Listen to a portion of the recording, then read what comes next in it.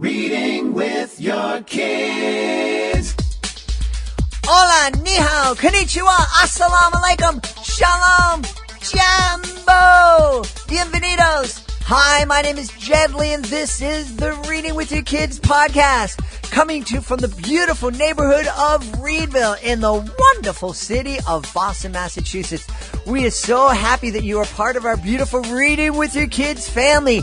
And speaking of families, we have a wonderful guest for you today. A guest that can really make a difference in your life if your child is struggling with learning difficulties or attention difficulties. Our guest is Dr. Raun Melmed. He is the author of Harriet's Monster Diary. Hey, for all the authors that are listening out there, I wanted to share with you this great email that we received here at the Reading with Your Kids podcast from Dr. Linda Mubarak. She is a past guest and the author of Maxine's New Job. Here's the email. Dear Fatima and Jed, good news! Maxine's New Job has been nominated to receive the prestigious Henri Award at the 2018 Christian Literacy Awards for Outstanding Literacy Work in the Children's Book Division. I sincerely believe your certifying Maxine as a great read helped bring increased social media attention to the book. Thank you for the exposure and the great marketing. We are so happy for Dr. Linda Mubarak that her book, Reading with Your Kids Certified Great Read, Maxine's New Job, received this prestigious recognition. We would love to help your book receive that same kind of recognition. If you are interested in having your book considered for our Reading with Your Kids Certified Great Read program, please visit our website, readingwithyourkids.com. You can click on the contact button, send us a note, and we'll send all the information back to you, or you can go right to our Certified Great Read page on our website. It's fun, it's easy, and it is really an effective way to let the world know that your book stands out above all the rest. The Reading with the Kids Certified Great Read program. Joining us on the line right now from Scottsdale in Arizona. I should say the doctor is in the house. He is the author of Harriet's Monster Diary, part of the ST Mindfulness series, Books for Kids. Please welcome to the show, Dr. Raun Melmed. Doctor, how are you? Good, thank you. I'm Thank you for having me. excited to have you here. Dr. Raun is a pediatrician, and he is the head of the Melmed Center in Arizona. Tell us about Harriet's Monster Diary, please. There's so much I want to talk to you about, but let's start there. Well, I'm a developmental pediatrician, so I see kids every single day. A lot of them are pretty typical kids with everyday problems, and some of the children obviously have more challenges than that. But what I found was that I was using certain techniques and tools that seemed to be effective in addressing some of the problems that the children presented with, that their families were concerned about. So I thought it would be a good idea to figure out, well, how can I make this available to a wider audience, to many more, other children? So one of the key parts of the whole issue is to try and make children front and center, or at least part of the overall treatment team. You know, for the longest time, we think we as parents, we know it all. The doctor certainly thinks they know it all. And we're going to just tell you guys what to do as parents, and parents will just tell the kid what to do, and that'll be the answer. Mm-hmm. Didn't work out all that well. Well, for the most part, you know, it could have been helping, but I thought it is so much more important to try and get the kid engaged, to try and let them be part of the solution. Mm-hmm. That's essentially the importance of, and the reason for the series of books that I wrote. Mm-hmm. How to figure out ways to engage children so they will take ownership of and be part of the team. And when that happens, kids don't feel that things are being done to them. Mm-hmm. They feel, hey, I can do this. I'm empowered. My parents are being respectful. I can feel that, even though they're maybe not using those words. I can sense that, and I'm going to rise to the occasion. And boy, if they can do that and be part of the team, great. That's really brilliant. And I have to take my hat, if I was wearing a hat, I'd take my hat off to you, because it you know, on the one hand, it just seems so logical. Yeah, of course, you involve the kid, but boy, oh boy, it's not really happening in a lot of places. It's not happening with a lot of pediatrician-kid relationships is certainly not happening in a lot of school relationships. You know, the teachers and the parents have those secret parent-teacher conferences, and the kids aren't involved in it. And, they just know that, oh, boy, my mom's probably going to come home and be mad at me for some reason. Was this just, one of those aha moments that you had? I've been doing this a long time, and for the longest time, as I said to you, the system of taking care of children was very medically based. There was the doctor in the center, and they would spread the good word out to the families. It took a long time, and it was about 30 to 40 years ago when people started to recognize, wait a second, the families have to be central to this issue. The families have to buy into it. They have to be empowered. They with the child, obviously, so much more time than the doctor sees the kid or the counselor sees the kid once every month or once every week or so. So it was so important to do that. At that time, even, I thought, well, we had to take it a step further. We had to include the child as well. And there's a kind of a mantra about this. And the mantra that in the world of disabilities we use is nothing about us without us. Mm. In other words, if you want to discuss me, have me be there. And if you think I'm going to be embarrassed by it, well, then you're using the incorrect language. Mm-hmm. And if you think I'm going to be beaten up by it, well, then you got the wrong perspective as to how we identify individual differences. So this whole process of including children has allowed us to, be so much more respectful to them. So often a mother will come into my office and a father will be in the office and they say, Dr. Melmed, do you mind if we ask the child to step out the room for a while? And I'm thinking, why do you want to do that? Mm-hmm. Oh, well, they say there might be some things we don't want the child to know. So, is there some deep family secret or something? What's happening? Then the child would leave. And I said, well, what's the story? And then they'd break into, he doesn't do this right and he doesn't do that right. And he always answers back and he's always in trouble. And I say to them, you think he doesn't know about these problems? You think he's never heard about them at home? You think he doesn't know that you yell at him 24/7? Why do you want him have him out the room? Let's bring him back in. And I say to the little kid, ask your mother and father, what would you like me to improve with? Switching the tables around. Mm-hmm. Mm-hmm. So instead of the parents coming down heavy on the child says, mother and father, let me engage you. What would you like to me improve with? It's like magic. Brilliant. The parents have to use words in front of me that make sense. There can't be any, you're a bad, horrible, mean, ugly, whatever kind of kid. Mm-hmm. We'd like you to do this. And similarly, I'd ask the child to say, are there things that you think your parent could improve with so that you could understand them better? Now, obviously, I like to have parents on top of the triangle, mm-hmm. the mother, father, and the child at the bottom. So that's the hierarchy, and I respect that. And that's the structure of families, and it's a good structure. There's no reason to change that. But the child must be included. Mm-hmm. Mm-hmm. How do parents respond? Because the parents are so busy these days, and I'm here with my podcast encouraging parents to spend 15 minutes a day reading with their kids, and you're taking it a step further. You're wanting parents to empower the kids and work with the kids and listen and have discussions. Whereas a lot of parents, I think, they're so busy they want to come to you and go, "Can you just give my kid a pill so they'll behave better?"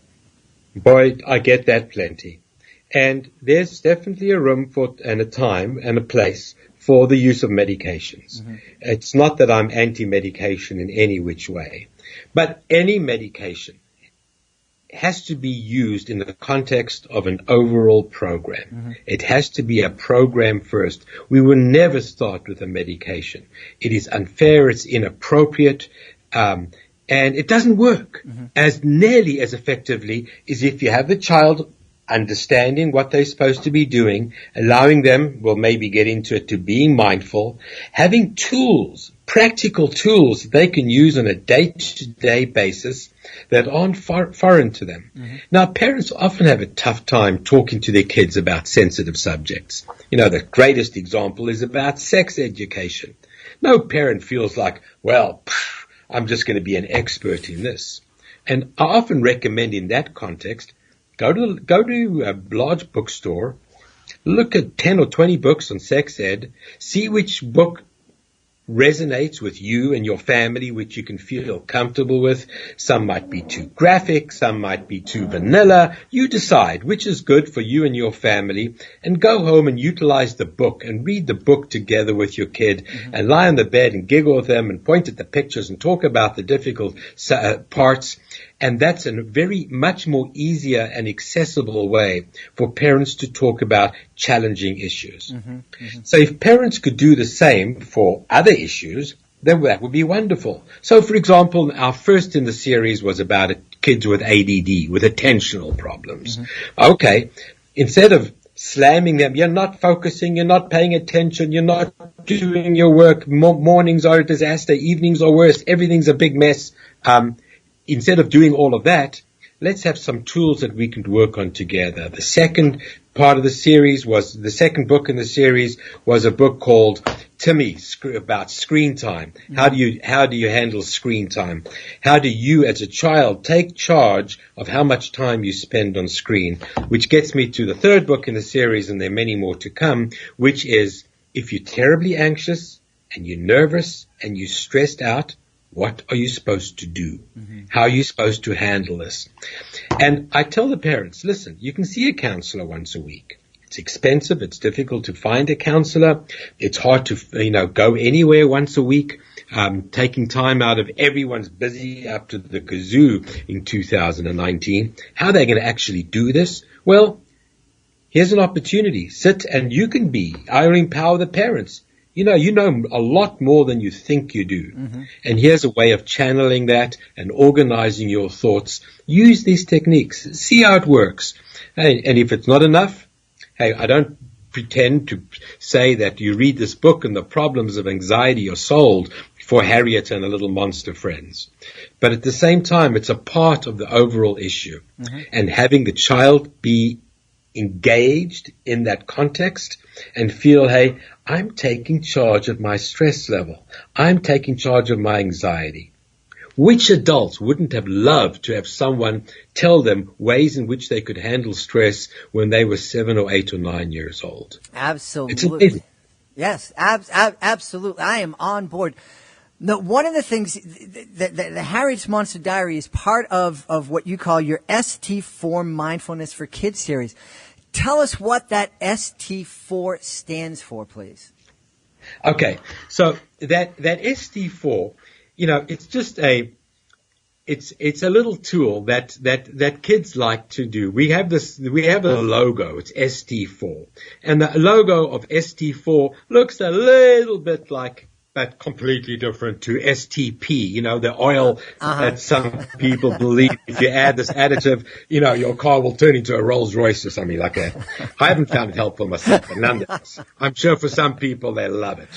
Well, at least on all the racing cars. Mm-hmm. But anyway, we have the little oval with an S, a big S and a big T and the number 4.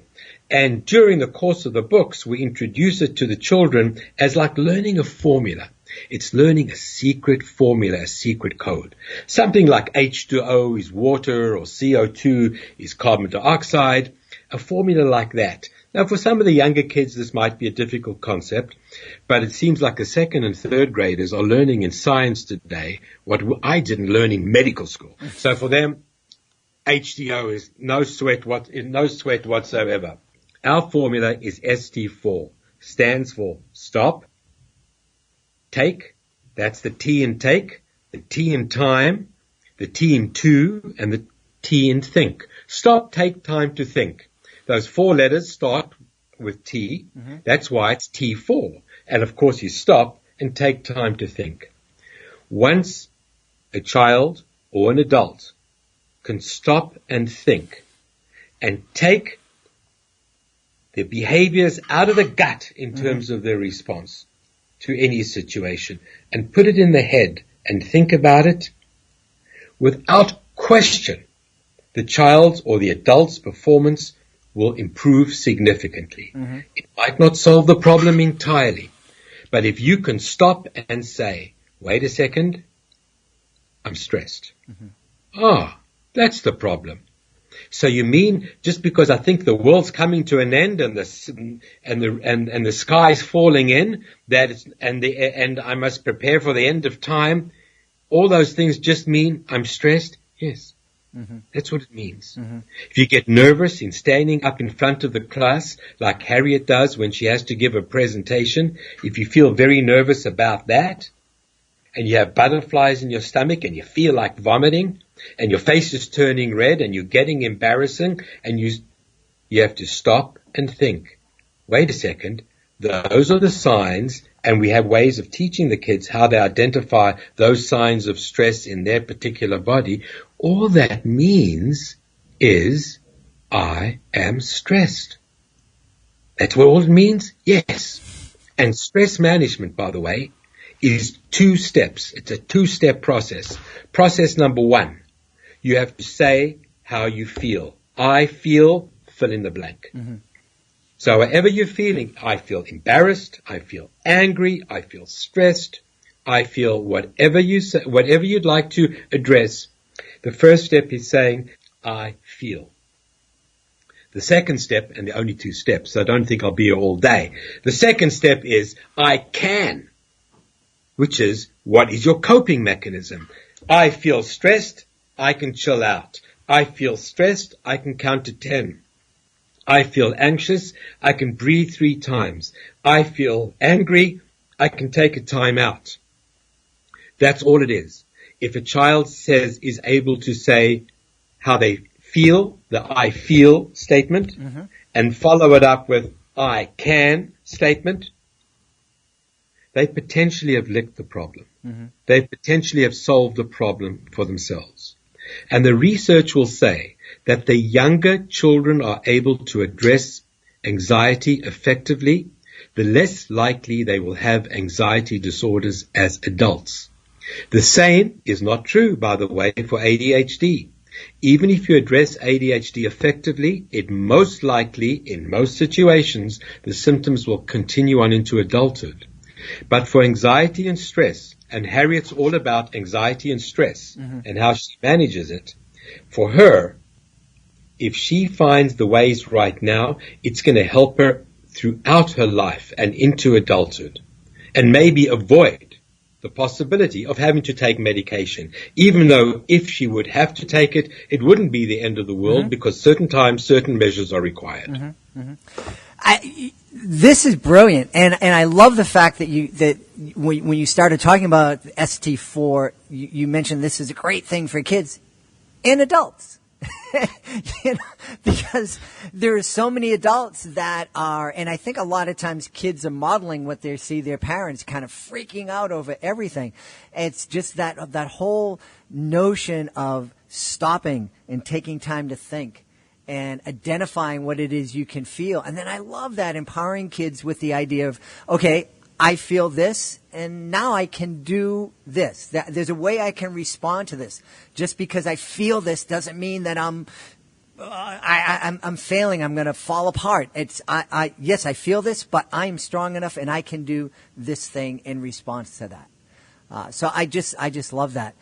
One thing that you mentioned was the difference between anxiety and ADHD, and that while we can, deal with, lessen an adult's likelihood of having anxiety disorders if we help teach them as kids how to deal with it, that the ADHD will continue. How does the ST4 techniques help kids with ADHD? It's all about mindfulness. It's all about being aware of what your body is doing. Being aware of what's actually happening. Take a very fidgety child. They're sitting in the back of the classroom, and they're tapping and tapping and tapping, and they're looking around wondering, when the lesson's going to be over. They have no idea what they're doing. The teacher shouts out, "Johnny, will you quit already? Enough. Stop that, stop that, stop that." She could instead come and give Johnny a secret signal. She can come to Johnny before the lesson and say, "Johnny, I know sometimes you tap your pencil over and over. I'm going to come to you. No one else is going to know about this. And I'm going to show you 4 fingers. The 4 fingers will be a sign for you to stop, take time to think. On your desk, I'm going to put a little disc, a little oval with the ST4 signature. If you see me putting 4 fingers on my cheek and coming up to you like that, or putting 4 fingers on your desk, that'll be a secret signal. Don't tell anyone what to do." From then on, Johnny, instead of being the bad boy in the classroom and feel that the teacher hates him and school's terrible and the worst place to go, feels, hey, I've got some kind of kinship with this teacher. And not only that, because she avoids nagging and embarrassing him by calling his name out and giving him a reputation that for the end of time you'll never get rid of. Mm-hmm. Not only that, but she's also giving him something very practical to do. Stop and think. Mm-hmm. What's going on? When the children are asked to stop and think what's going on, without you telling specifically what the problem is, they will know what you're talking about. They will know what to do. And ST4 lends itself par excellence for the hyperactive, inattentive child who is just not sure what's going on around them. Mm-hmm. They've got to learn good executive function, so that when they walk into a classroom, they have to, with their backpacks, they have to see this big circle which says ST4 on it. They have to see that, and then they have to walk in and stop, take time to think. What are the other kids doing? Are they sitting at their desks? Do they have their geography books out? Is everybody writing in their Trapper folder right now? I'm going to be aware of what they're doing. I'm going to have, that gets onto another subject, what I call a monster cam, kind of a camera inside your brain where you can actually look and be mindful as to what you are seeing. So instead of walking into the classroom and seeing 25 different images of nothing, which is what ADHD kids do, like they're watching a TV show that someone keeps on changing the channel non-stop. Stop. Take time to think. What's going on? Let me read the room. Let me see what my peers are doing. And once that happens, the child's mindful. The child's aware of what's actually going on. Their mind isn't full of nonsense. They are mindful to knowing what's actually they're supposed to be doing. So there are different techniques like that, which if you reinforce on a regular basis in a pleasant and gentle way, Johnny, how are you using your ST4? Is it working for you? Can you remember 2 examples today where you actually used it? Can we read another chapter in Harriet's monster or Marvin's monster to see other techniques which they're kind of using?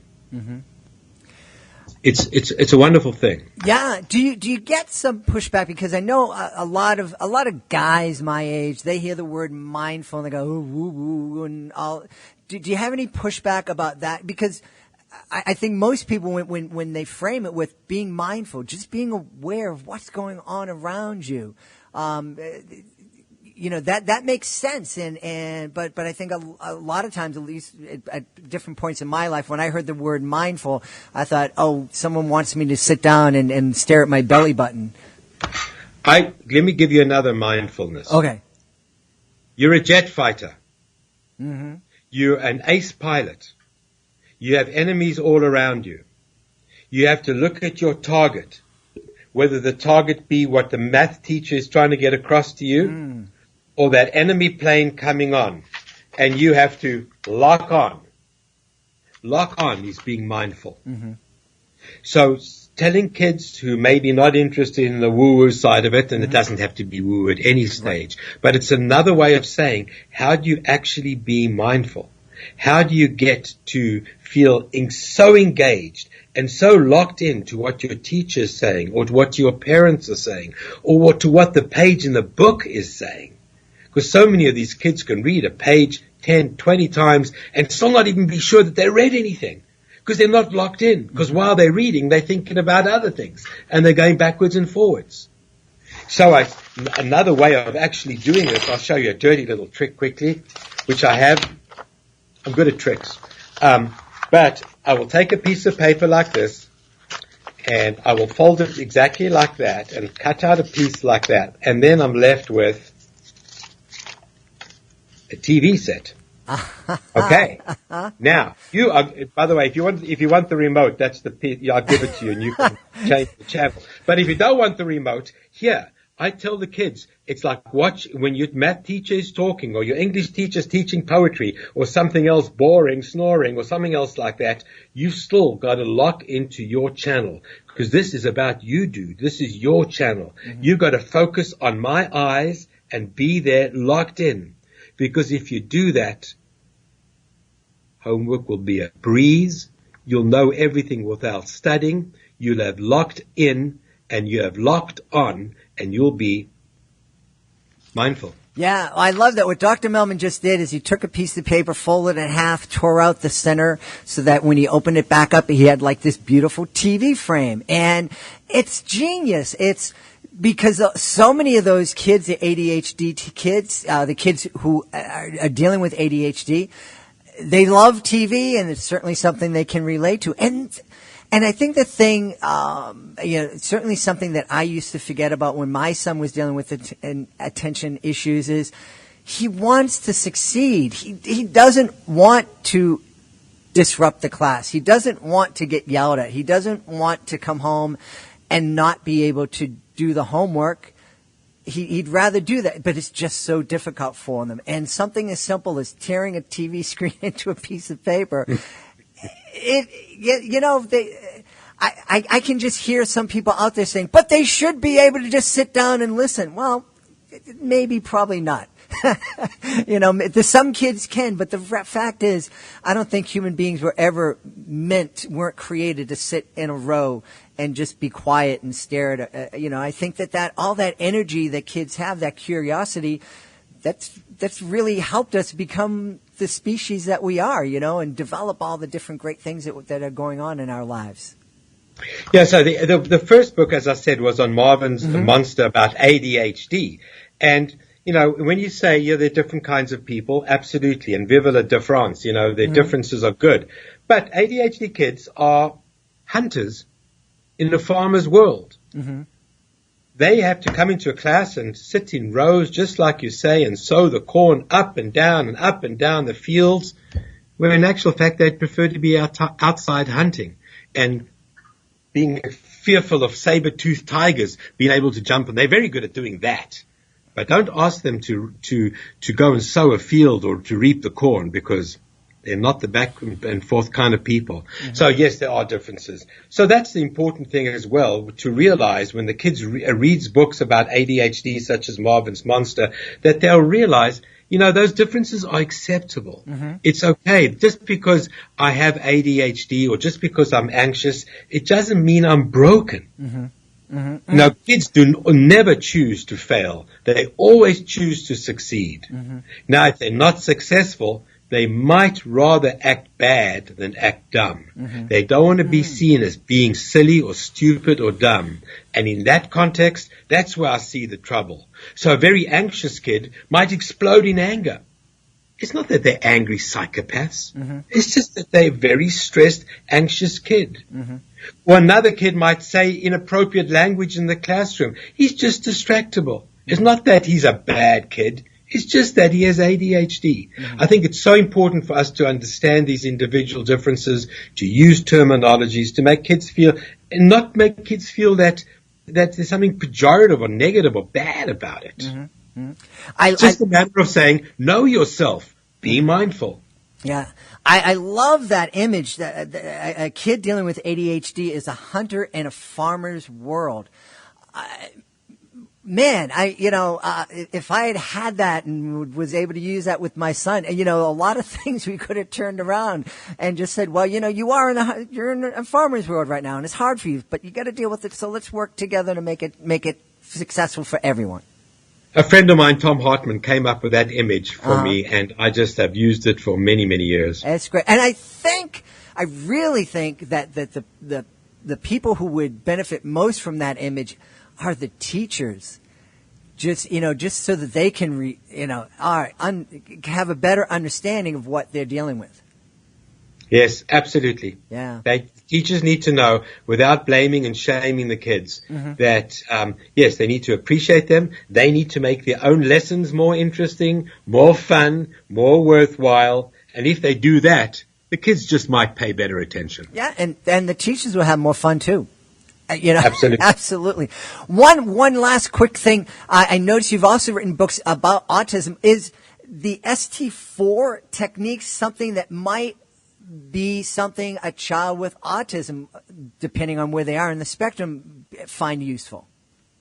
Absolutely. I think that the book on Harriet, who has ADHD, who has anxiety. She's a pretty typical little monster, but she's pretty typical. But those children who are not typical, and those children who do have autism spectrum disorder, definitely benefit from exactly the same thing. In fact, I use that all the time. At least half of the children I see in my own practice have autism spectrum disorder. So having these kind of techniques for them absolutely works. Every technique that we use for anybody works for kids with autism as well. They learn differently, so there's a different way in which they need to be taught these processes. But it's not that they don't get it or they won't benefit from it. They will definitely benefit from stop, take time to think, and learning what Harriet and Marvin does. Well, we don't want to hold it. Dr. Melmed has a wonderful practice, so we need to let him get back to his patients. But before you go, where can folks find? I know that the ST4 Mindfulness series is available on Amazon. Where can we find out more about you and the great things that's going on at the Melmed Center? Well, our website is www.melmedcenter.com, and you'll see how we practice and some of the suggestions that we utilize on that program, and in terms of how we address children as well as adults, because we see children as well as adults with all of these issues. And I see so many of the parents who read the books, they have their aha moments and say, I think I need to practice SD4 and I need to practice all the methodologies which we utilize only for children. And they do, and it's great. Absolutely. Well, we've been talking today to the author of the Harriet's Monster Diary, the latest in the ST4 Mindfulness Books for Kids series, Dr. Raun Melmed. Dr. Raun, I've had a blast. Thank you so much, and we hope that when the next book in the series comes out, you'll come back on the show. I look forward to it. It's coming out in August. Please be sure to join us for the next edition of the Reading with Your Kids podcast. It's a special Father's Day edition of the podcast. We are celebrating fathers and mothers and families with a visit from our friend Dr. John DeGarmo. Dr. John DeGarmo is a foster care expert. He is also the author of the brand new book, The Little Book of Foster Care Wisdom. He is here to share some of that wisdom with us. Let us know how we can help our own kids, how we can help the thousands and thousands of kids that need help all around our country. We want to thank our guest, Dr. Raun Melmed, for joining us here today. Make sure you check out his wonderful ST4 Mindfulness Books for Kids, and especially his most recent Harriet's Monster Diary. I also want to thank my amazing producer, Fatima Khan, for everything she does to make the show so great. Be sure to check out her blog at readingwithyourkids.com. I absolutely need to thank my amazing and beautiful wife for all of the support that she gives me. And of course, we need to thank you. Thank you so much for spreading the word about the Reading with Your Kids podcast. You do that when you share our post, when you subscribe to us on the iHeartRadio app, on Podbean, on Spotify, on on iTunes, or wherever you find your podcast. And we also want to thank you for the most important thing you do, and that is making the world a better place. And you do that every time you read with your kids. I'll be looking for the next edition of the Reading with Your Kids podcast.